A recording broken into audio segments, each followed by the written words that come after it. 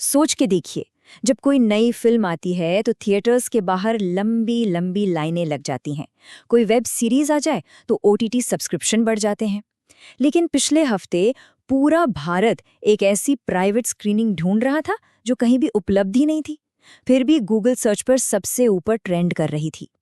तो सवाल यही है कि आखिर पूरा देश एक 19 मिनट के प्राइवेट वीडियो के पीछे क्यों पड़ा था। और ये सवाल सिर्फ एक वायरल क्लिप का नहीं है, ये एक आईना है हमारी सोसाइटी का, हमारी उस आदत का जिसमें हम दूसरों की जिंदगी में झांकना पसंद करते हैं। ये सवाल है कि आखिर हम जा कहाँ रहे हैं। तो चलिए इस पूरे मामले को आगे समझते हैं। हम बात करेंगे कि ये वायरल खोज इतनी बड़ी क्यों हुई, इसके पीछे की इंसानी कहानी क्या है, लीक्स का ये पूरा उद्योग कैसे चलता है, कानून क्यों नाकाफी है, और सबसे ज़रूरी, इस कल्चर को हम बदल कैसे सकते हैं। तो सबसे पहले इस मामले की स्केल को समझने की कोशिश करते हैं। मतलब ये कितना बड़ा था। ये कुछ हजार लोगों की जिज्ञासा नहीं थी, ये एक नेशनल ऑब्सेशन बन चुका था, एक जुनून। जरा सोचिए इस बात को, क्रिकेट और बॉलीवुड, इन दो चीजों के लिए जो देश क्रेजी है, वहां अचानक सबसे बड़ा सर्च ट्रेंड एक फिल्म या मैच नहीं था, वो था 19 मिनट वीडियो लिंक, एक अनजान कपल का प्राइवेट वीडियो।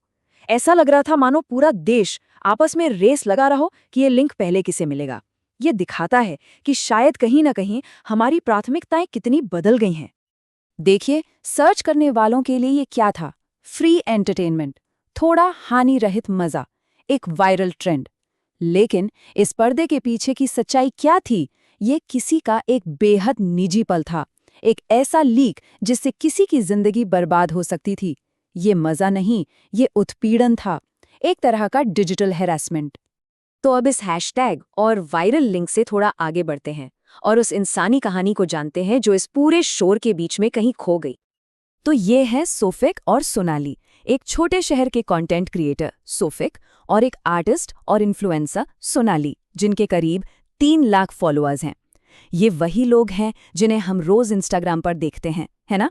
डांस रील्स बनाते हुए, कॉमेडी करते हुए, अपनी लाइफ शेयर करते हुए। लेकिन उनका एक वीडियो जो कभी पब्लिक के लिए बना ही नहीं था, उसी ने इनकी पूरी दुनिया उलट कर रख दी। सोनाली ने जो कहा वो सुनिए। मैं इस वीडियो से इतनी शर्मिंदा हूं कि कहीं अपना चेहरा नहीं दिखा सकती। मैं अपने ही घर में फंसी हुई महसूस कर रही हूं। सोच के देखिए, एक लीक ने उन्हें अपने ही घर में कैदी बना दिया। हर एक क्लिक, हर एक शेयर के पीछे ये दर्द, ये शर्म छिपी हुई है। हद तो ये थी कि उन्हें आत्महत्या के ख्याल आने लगे थे। तो आखिर ये सब हुआ कैसे? कहानी शुरू होती है टूटे हुए भरोसे से। उन्होंने अपने करीबी दोस्त रूबल पर ट्रस्ट करके उसे अपना फोन और पासवर्ड्स दे दिए।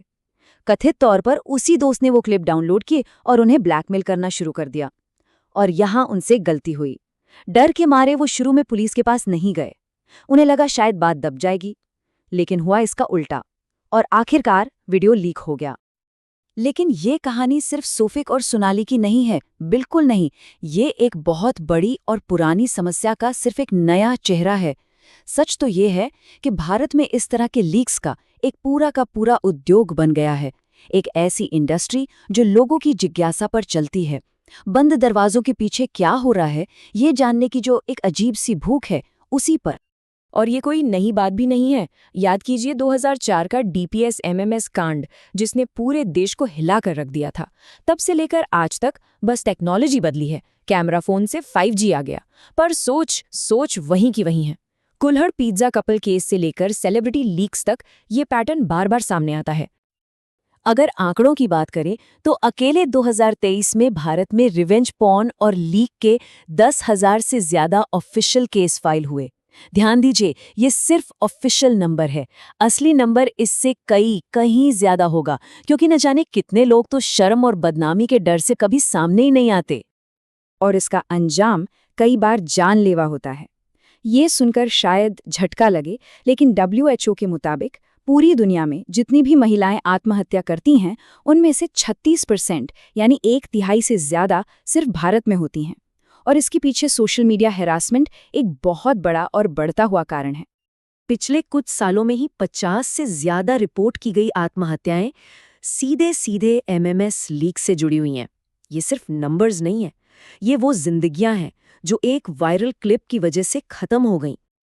तो सवाल फिर वही है, जब ये इतना बड़ा क्राइम है तो ये रुकता क्यों नहीं? जवाब सिंपल है, कानून और जमीनी सच्चाई के बीच एक बहुत बड़ा गैप है। ऐसा नहीं है कि हमारे पास कानून नहीं है, कागजों पर तो सब कुछ है।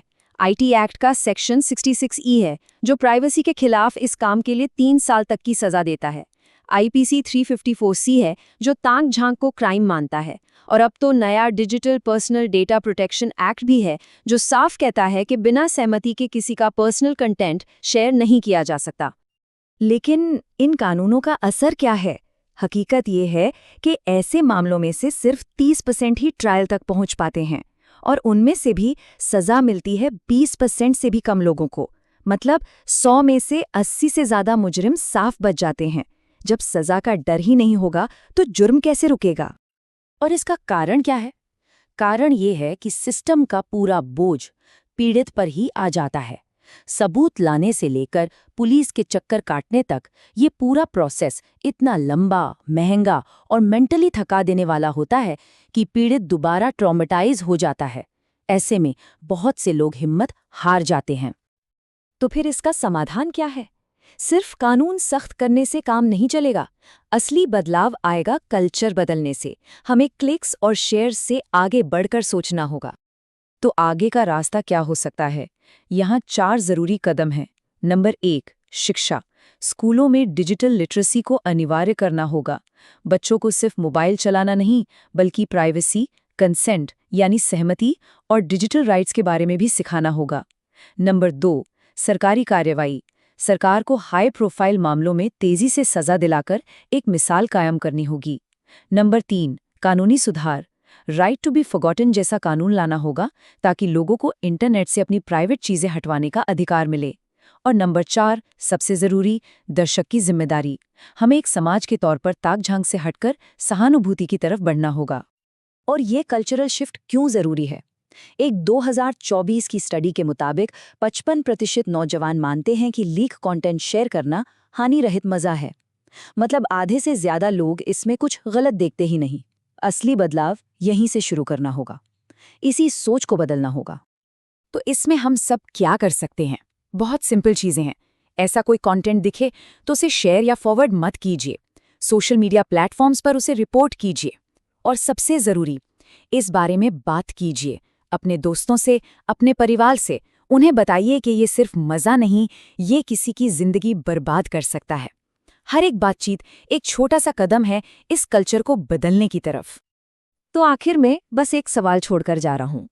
जब कोई प्राइवेट वीडियो वायरल होता है तो हम असल में क्या देख रहे होते हैं? सिर्फ एक वीडियो या किसी का टूटा हुआ भरोसा, उसकी शर्म, उसका दर्द? अगली बार किसी ऐसे लिंक पर क्लिक करने से पहले एक लम्हे के लिए ये जरूर सोचना,